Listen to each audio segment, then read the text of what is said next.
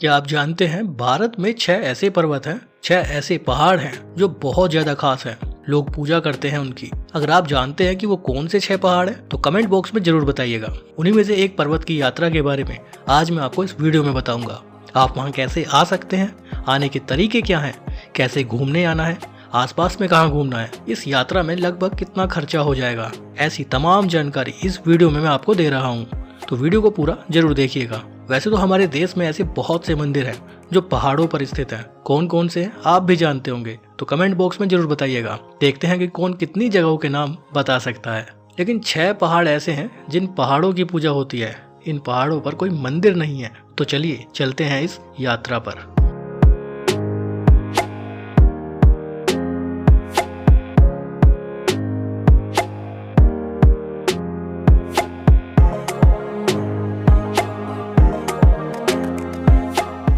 पहले मैं आपको एक एक पर्वत के बारे में बता देता हूँ। पहला पहाड़ है कैलाश पर्वत, जिस पर भगवान शिव का वास है।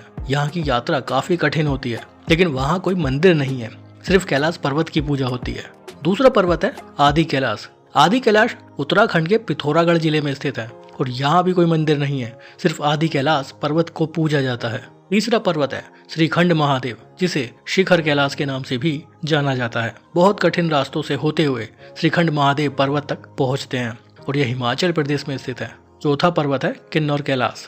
यह यात्रा भी हिंदू धर्म में बहुत पवित्र मानी जाती है। किन्नौर कैलाश भी हिमाचल प्रदेश में स्थित है। पांचवा पर्वत है मणिमहेश पर्वत। यहाँ की यात्रा भी हिंदू धर्म में बहुत पवित्र मानी जाती है। मणिमहेश पर्वत भी हिमाचल प्रदेश में स्थित है। ये तो वो 5 बड़े बड़े पर्वत हैं जो हिमालय पर्वत का एक हिस्सा है। लेकिन आज मैं आपको एक ऐसे पर्वत के बारे में बताऊंगा जो हिमालय पर्वत पर नहीं बल्कि मैदानी क्षेत्र में मौजूद है। रोजाना यहाँ हजारों लाखों की तादाद में श्रद्धालु आते हैं। मैं बात कर रहा हूँ गिरिराज जी पर्वत की, जो उत्तर प्रदेश के मथुरा जिले के गोवर्धन में स्थित है। यहाँ भी पर्वत पर कोई मंदिर नहीं है, सिर्फ गिरिराज पर्वत की पूजा होती है। यहाँ गिरिराज पर्वत की परिक्रमा होती है। आज मैं आपको गोवर्धन यात्रा के बारे में बताऊंगा। तो पहले बात करते हैं कि आप यहाँ कैसे आ सकते हैं।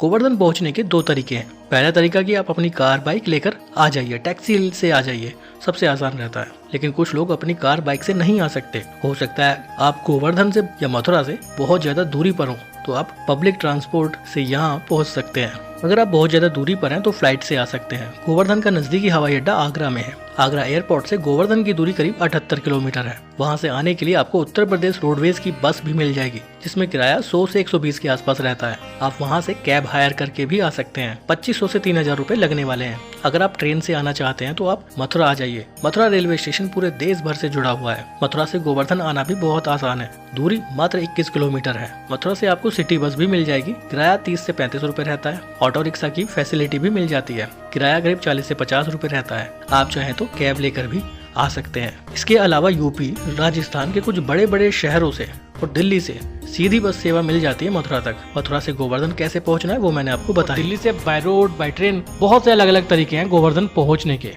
गोवर्धन पहुंचना बहुत आसान है। अगर आप अपनी कार से आते हैं तो गोवर्धन में एक बस स्टैंड के बराबर में ही बहुत बड़ी मल्टी लेवल कार पार्किंग भी है।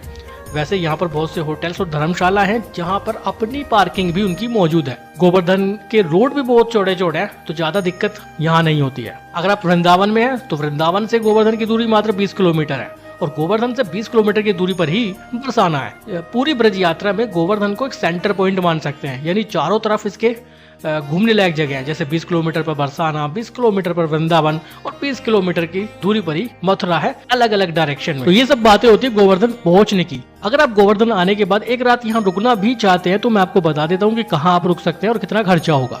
यहाँ पर रुकने के लिए शानदार होटल से लेकर धर्मशालाएं मौजूद है। रूम के किराए की बात करूं तो यहाँ पर 500 रुपए से रूम की शुरुआत हो जाती है, जो 5000 6000 तक जाती है। सभी तरह के होटल्स और धर्मशालाएं यहाँ पर बनी हुए हैं। अगर आप अकेले आए हैं तो यहाँ पर डॉर्मेट्री की भी सुविधा आपको मिल जाएगी, जिसमें 100 से 150 रुपए देकर आप यहाँ रुक सकते हैं। अब मेरे हिसाब से तो गोवर्धन आने के बाद कम से कम एक रात तो यहाँ रुकना चाहिए। हालांकि कुछ लोग ऐसे भी हैं जो शाम के वक्त गोवर्धन पहुंचते हैं, रात में गोवर्धन परिक्रमा करते हैं और परिक्रमा करने के बाद वापस लौट जाते हैं। कुछ लोग ऐसे हैं जो सुबह में गोवर्धन पहुंचते हैं, परिक्रमा करते हैं, जितने भी यहाँ पर घूमने लायक जगह हैं सभी जगह जाते हैं और उसके बाद वापस चले जाते हैं। लेकिन आप रुकना चाहे तो रुक भी सकते हैं।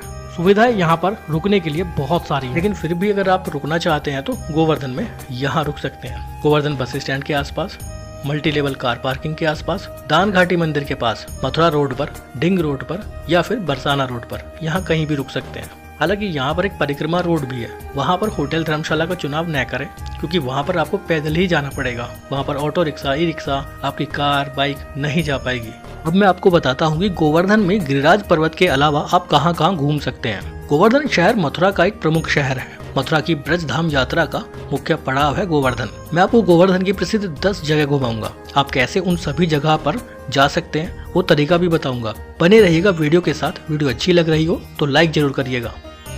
शुरुआत करेंगे दान घाटी मंदिर से, दर्शन करेंगे और आगे चलेंगे और आपको बताएंगे कि आप यहाँ परिक्रमा कैसे कर सकते हैं, क्या है सही तरीका और परिक्रमा करने के कुछ नियम है, वो सारे नियम मैं बताऊंगा। साथ ही कहाँ कहाँ परिक्रमा के दौरान दर्शन करेंगे वो दर्शन कराऊंगा। चलिए चलते हैं। यहाँ से थोड़ी दूरी पर सामने दान घाटी मंदिर है, गिरिराज जी मंदिर है, वहाँ दर्शन करते हैं सबसे पहले और ठीक उसके सामने परिक्रमा मार्ग है। चलिए चलते हैं। तो लिस्ट में नंबर 10 पर है दान घाटी मंदिर, जिसे गिरिराज जी मंदिर के नाम से भी जाना जाता है। गोवर्धन शहर के बीचों बीच दान घाटी मंदिर मौजूद है। कहते हैं कि गोवर्धन यात्रा की शुरुआत करने से पहले दान घाटी मंदिर में दर्शन करने जरूर जाना चाहिए। आने वाले हजारों लाखों श्रद्धालु दान घाटी मंदिर में जरूर जाते हैं। इन सब के अलावा शहर के लोकल लोग प्रतिदिन मंदिर के सामने हाथ जोड़कर अपने दिन की शुरुआत करते हैं। बहुत मान्यता है दान घाटी मंदिर की, तो आप भी कमेंट बॉक्स में जय श्री गिरिराज जरूर लिखिएगा। यह मंदिर का प्रवेश द्वार, यहाँ से प्रवेश कर सकते हैं। मंदिर के बाहर फूल प्रसाद की बहुत सी दुकानें हैं और ये गोवर्धन का एक मुख्य बाजार भी है। मंदिर काफी बड़ा है, यहाँ हमेशा ऐसी ही भीड़ बनी रहती है। लिस्ट में नंबर 9 पर है गोवर्धन पर्वत परिक्रमा। गोवर्धन पर्वत परिक्रमा, जिसे गिरिराज जी परिक्रमा के नाम से भी जाना जाता है, बहुत मान्यता है परिक्रमा की गोवर्धन में। मान लीजिए अगर गोवर्धन यात्रा पर 1000 लोग आते हैं तो सभी के सभी गोवर्धन परिक्रमा जरूर करते हैं। फ्रेंड्स, अभी हम मौजूद है गोवर्धन में और अभी स्टार्ट करने वाले हैं हम गोवर्धन की परिक्रमा, जो करीब 21 किलोमीटर होती है। 14 किलोमीटर की एक परिक्रमा है और करीब 7 किलोमीटर की दूसरी परिक्रमा है। ये नजारा आप देख रहे हैं, यहाँ से गोवर्धन परिक्रमा की शुरुआत होती है। कुछ लोग नंगे पैर लेट लेट कर परिक्रमा करते हैं, कुछ लोग ई रिक्शा से परिक्रमा करते हैं, कुछ लोग पैदल पैदल परिक्रमा करते हैं। दान घाटी मंदिर के ठीक सामने से ही परिक्रमा की शुरुआत होती है। चलिए करते हैं परिक्रमा की शुरुआत। गिरिराज जी पर्वत परिक्रमा करने के 2 तरीके हैं। पहला तरीका, आप पैदल पैदल परिक्रमा कर लीजिए। दूसरा तरीका, आप ई रिक्शा से परिक्रमा कर सकते हैं। काफी सीनियर सिटीजन या जिन लोगों के साथ बच्चे हैं या दिव्यांगजन हैं, वो ई रिक्शा से परिक्रमा कर सकते हैं। गोवर्धन परिक्रमा करने के बहुत सारे तरीके हैं। इस तरह की ई रिक्शा से भी आप परिक्रमा कर सकते हैं। पूरी परिक्रमा का पर पर्सन 100 रुपये चार्ज करते हैं। अगर आप पूरा ई रिक्शा लेते हैं तो 500 रुपये में बुक हो जाता है। बार्गेनिंग कर सकते हैं, कम भी हो जाते हैं रेट। यह परिक्रमा 2 भाग में होती है। एक है बड़ी परिक्रमा जो करीब 14 किलोमीटर की है, एक छोटी परिक्रमा है जो करीब 7 किलोमीटर की होती है। तो कुल 21 किलोमीटर की परिक्रमा होती है गिरिराज जी पर्वत की। और इस परिक्रमा की एक खास बात भी है, 21 किलोमीटर में से करीब 19.5 किलोमीटर हम उत्तर प्रदेश में परिक्रमा करते हैं और 1.5 किलोमीटर हम राजस्थान में परिक्रमा करते हैं। मैं आपको उन सभी जगहों पर लेकर चलूंगा। अब मैं आपको परिक्रमा भी कराऊंगा, साथ ही प्रसिद्ध सभी जगह पर भी घुमाऊंगा। तो वीडियो को पूरा जरूर देखिएगा। आप घर बैठे गोवर्धन पर्वत की, गिरिराज जी पर्वत की परिक्रमा कर लेंगे, साथ ही घर बैठे सभी जगह पर भी घूम लेंगे। तो बने रहिएगा वीडियो के साथ। शुरुआत में कुछ आश्रम है, खूबसूरत रास्ता है, उधर वो गिरिराज जी पर्वत है। थोड़ा करीब से मैं एक बार दिखाना चाहूँगा।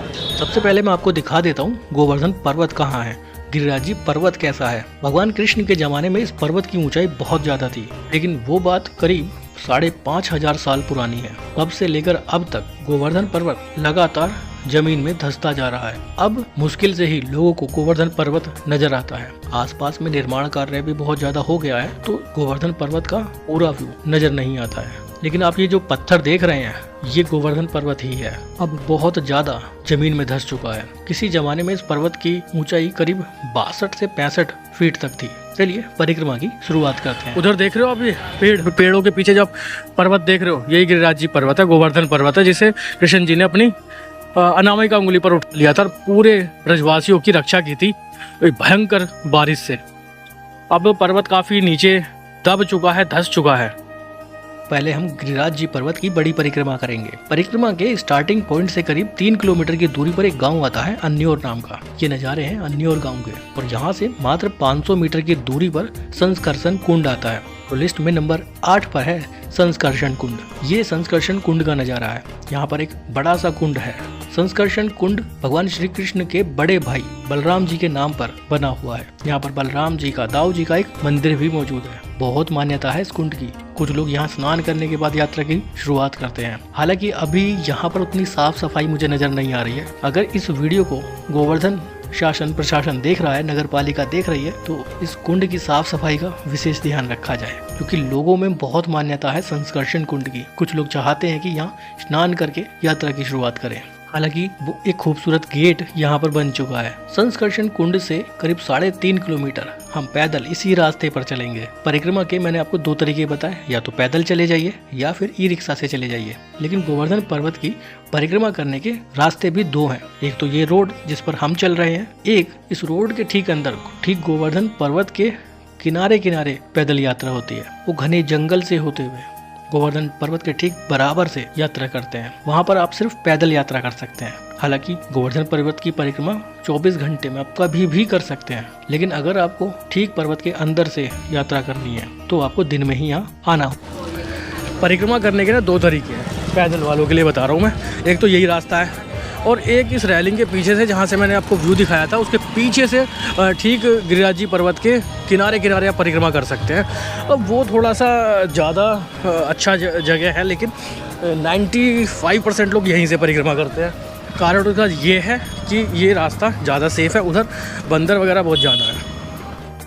होगा पैदल परिक्रमा के मार्ग पर एक रोड बना हुआ है, ठीक उसके किनारे एक कच्चा रास्ता भी है, जहाँ लोग नंगे पैर पैदल परिक्रमा करते हैं। परिक्रमा मार्ग पर पैदल चलते चलते हम आगे आ चुके हैं। सामने आप ये गेट देख रहे होंगे, यहाँ पर उत्तर प्रदेश की सीमा समाप्त हो जाती है और इस गेट के दूसरी तरफ राजस्थान की सीमा शुरू हो जाती है। अब करीब 1.5 किलोमीटर हमें राजस्थान में परिक्रमा करनी होगी। संस्कर्षण कुंड से 3.5 किलोमीटर की दूरी पर पूछड़ी का लोटा नाम का मंदिर आता है। लिस्ट में नंबर 7 पर है पूछड़ी का लोटा। ये मंदिर भी बहुत प्राचीन है, बहुत मान्यता है इस मंदिर की। बताया जाता है कि परिक्रमा करने वाले सभी श्रद्धालुओं की यहाँ पर हाजिरी लगती है। जो लोग परिक्रमा पर आते हैं उन्हें पूछड़ी का लोटा मंदिर में दर्शन जरूर करने चाहिए, तभी परिक्रमा पूरी मानी जाती है। पूछड़ी का लोटा मंदिर के पास में सामने काफी सारे खान पान की दुकानें बनी हुई है। इस परिक्रमा मार्ग में पूछड़ी का लोटा को मिड पॉइंट भी कह सकते हैं। लोग यहाँ पर कुछ देर विश्राम करते हैं, कुछ खाना पीना होता है तो यहीं पर करते हैं। पूछड़ी का लोटा मंदिर से हम आगे की तरफ निकल चुके हैं।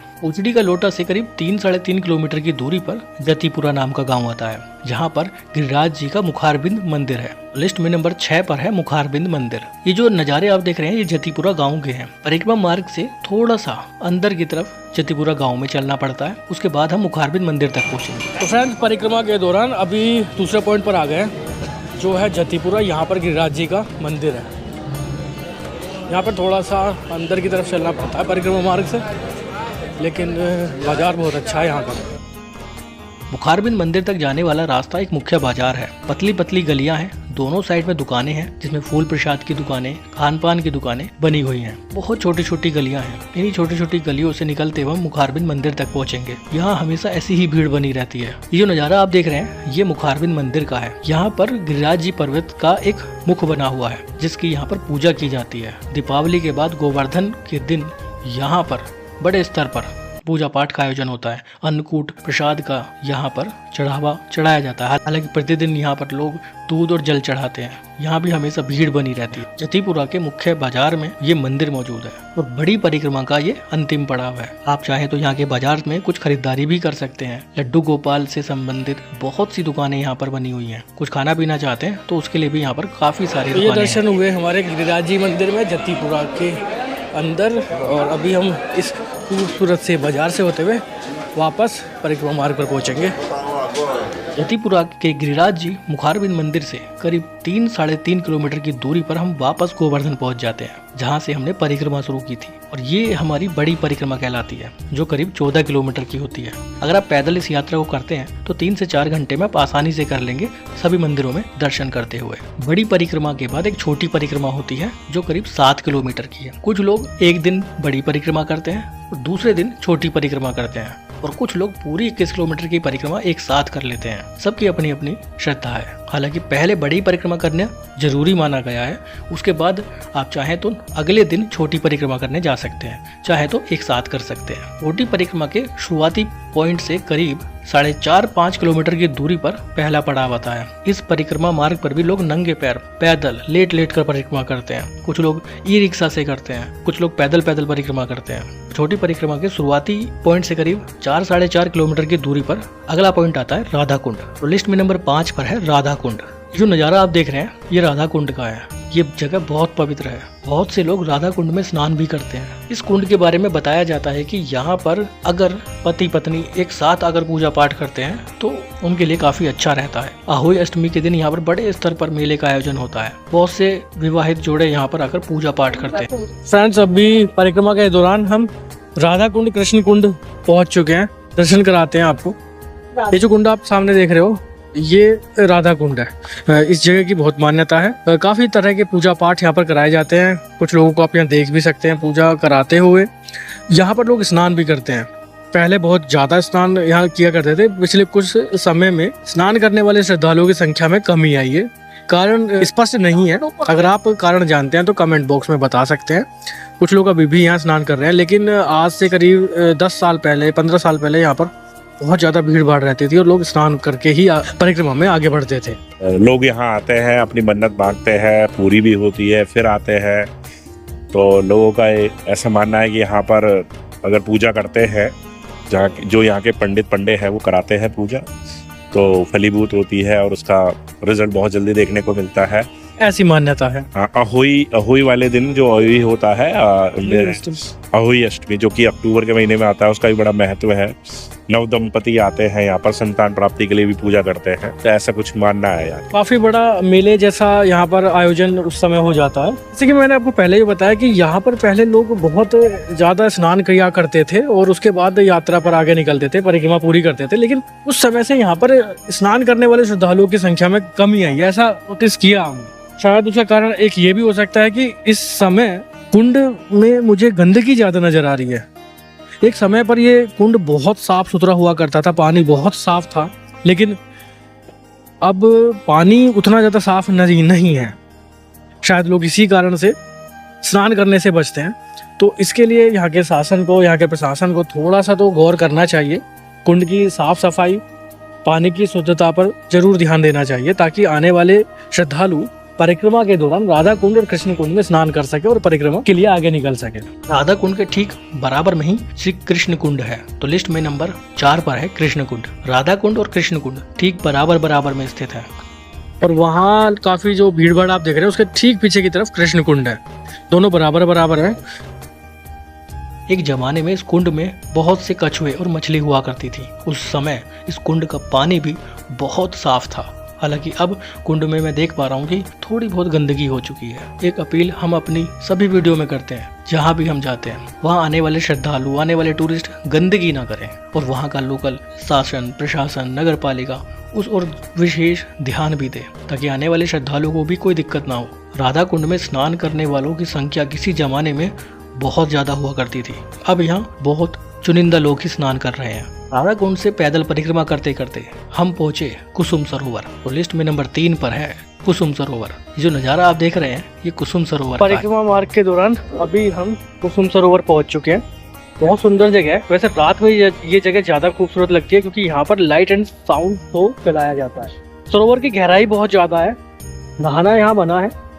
सीनियर सिटीजन का तो सीढ़ी तक पर जाना, बच्चों का सीढ़ी तक पर जाना मना है, ऐसा लिखा हुआ है बाहर। ये बहुत खूबसूरत मंदिर है। यहाँ भी एक बड़ा सा कुंड है। हालांकि इस कुंड में नहाना मना है। कारण कई सारे हैं। एक तो इस कुंड की गहराई बहुत ज्यादा है। दूसरा, इस कुंड में बीच बीच में जगह जगह कुएं बने हुए हैं। तो नहाने के लिए ये कुंड बिल्कुल भी सुरक्षित नहीं है। तो इसीलिए यहाँ पर नहाना मना है। कुंड के करीब भी आप नहीं जा सकते। ये जगह बहुत खूबसूरत है। रात के समय यहाँ पर लाइट शो चलाया जाता है। शाम के वक्त अगर आप यहाँ आएंगे तो यहाँ की खूबसूरती और ज़्यादा बढ़ जाती है। उस समय भीड़ भाड़ भी ज़्यादा होती है। कुसुम सरोवर के बारे में कुछ और जानकारी आपको दे देता हूँ। यहाँ पर अगर आपको कोई डॉक्यूमेंट्री मूवी बनानी है या प्री वेडिंग शूट करना है तो वो भी कर सकते हैं, लेकिन उसके लिए एक अलग से चार्ज यहाँ पर देना पड़ता है, जो आप वीडियो में स्क्रीन पर देख रहे होंगे।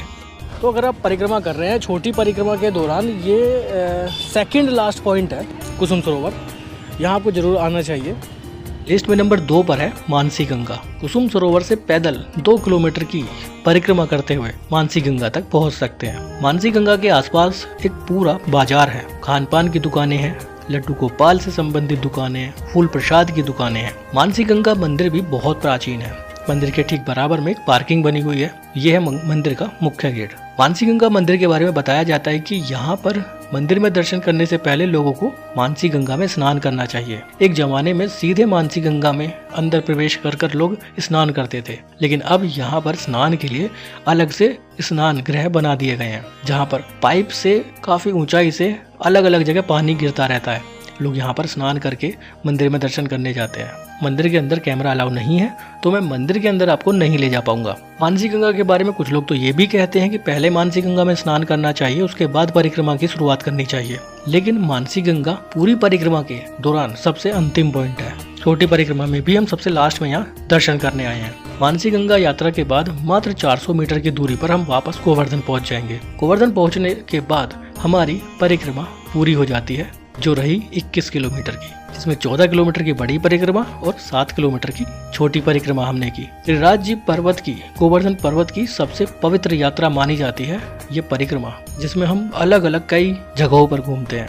जैसा कि मैंने पहले आपको बताया कि गोवर्धन आने वाले सभी श्रद्धालु, सभी टूरिस्ट इस परिक्रमा को जरूर करते हैं, चाहे वो पैदल करें, चाहे वो लेट कर करें, चाहे वो ई रिक्शा से करें, तभी गोवर्धन आने का कोई मतलब बनता है। लिस्ट में नंबर 1 पर है गोवर्धन के बाजार। इस पूरी परिक्रमा के दौरान, गोवर्धन यात्रा के दौरान आप गोवर्धन के सभी बाजारों को भी आसानी से घूम लेंगे, जिसमें कुछ बाजार जत्तीपुरा मुखारबिंद मंदिर में है, कुछ बाजार छोटी परिक्रमा के दौरान आप देखेंगे, जैसे राधा कुंड के पास, मानसी गंगा के पास या दान घाटी मंदिर के पास भी काफी बड़ा बाजार है। तो उस गोवर्धन के बाजारों को देखने के लिए आपको अलग से नहीं जाना पड़ेगा। तो ये होती है गोवर्धन की यात्रा। गोवर्धन में खान पान की बात करें तो यहाँ पर सभी तरह का शाकाहारी खाना आसानी से मिल जाता है। कुछ प्रमुख बड़े बड़े रेस्टोरेंट भी हैं यहाँ पर। खरीदारी करने के लिए मैंने आपको पहले ही बता दिया है, कुछ अच्छे बाजार भी हैं यहाँ पर। गोवर्धन यात्रा के बजट की बात करें तो बहुत कम खर्चे में आप इस यात्रा को कर सकते हैं। मैंने वीडियो की शुरुआत में भी बताया था कि आपको यहाँ रुकने की जरूरत नहीं है। अगर आप यहाँ दिन में सुबह में पहुँच जाते हैं तो पूरे दिन में इस यात्रा को कर शाम को वापस जा सकते हैं। अगर आप शाम को यहाँ पहुँचते हैं तो रात में इस पूरी यात्रा को करके सुबह में वापस जा सकते हैं। हालांकि इस पूरी परिक्रमा को अगर आपको पैदल करना है तो 21 किलोमीटर की परिक्रमा को करने में आपको करीब 5 से 6 घंटे लगेंगे। वो आपकी स्पीड पर निर्भर करता है, तो रुकने की भी आपको यहाँ जरूरत नहीं पड़ेगी। हालांकि अगर आप यहाँ रुकना चाहते हैं तो रुक भी सकते हैं। बहुत सी धर्मशाला, गेस्ट हाउस यहाँ मौजूद है। जैसे कि वीडियो की शुरुआत में भी मैंने आपको बताया, दिल्ली से मात्र 3 से 3.5 घंटे में आप गोवर्धन पहुंच जाएंगे। बहुत कम खर्चे में गोवर्धन यात्रा हो जाती है। वीडियो अच्छी लगी हो तो लाइक जरूर करिएगा, शेयर जरूर करिएगा उन सभी लोगों के साथ जिन्हें घूमने का शौक है। क्या पता इस वीडियो से उनकी कुछ हेल्प हो जाए। फिर मिलेंगे आपसे एक नई जगह पर, एक नई जगह की इन्फॉर्मेशन के साथ। अभी के लिए बाय, बहुत बहुत धन्यवाद।